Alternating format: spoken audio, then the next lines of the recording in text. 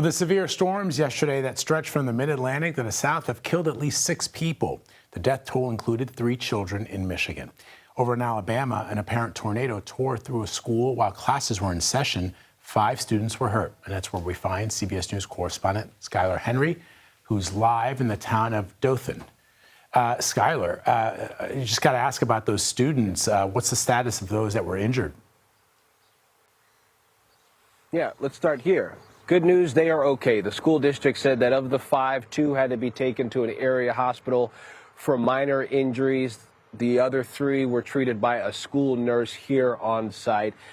Again, the district saying that they are all okay, but we did happen to speak to a parent yesterday who said that her child was inside of the gymnasium and noticed when the lights started to flicker before a part of the ceiling collapsed, saying that they had very little warning of the fact that there was a potential tornado in this area. And just to kind of set the scene as to where we are here, we are in this busy intersection of where there is some significant storm damage. We see some power crews and utilities restoration here. You can look and see all the mangled wires and power lines that have been down here. Just to show you in terms of proximity of how close we are to the school, if you look just down there, that's where Dothan Prep is. About 1,500 students attend that school. It's a 7th and 8th grade middle school academy, if you will. Students who were inside were eventually brought out where they were able to meet with their parents at a relocation point because of the severe weather. But it really did cause significant damage in and around Dothan, Vlad. You see a lot of the structures here, down power lines, twisted metal,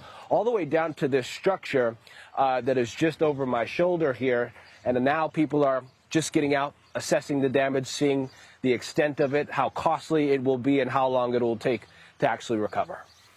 So what's the latest on the cleanup efforts right now, Skyler? Yeah. So looking around, we have met with several folks, some business owners in this area. They're actually going through some of their security video of their own to see if they actually were able to spot what we suspect to be a tornado.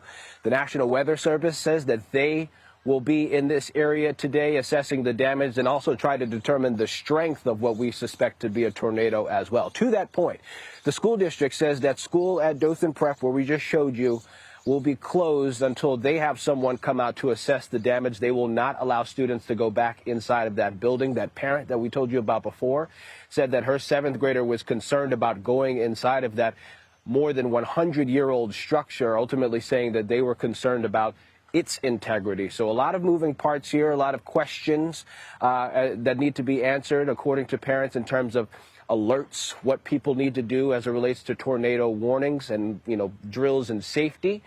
We also know that there are going to be several power restoration crews in this area as well. We showed you some of them already working to clear this part of Dothan.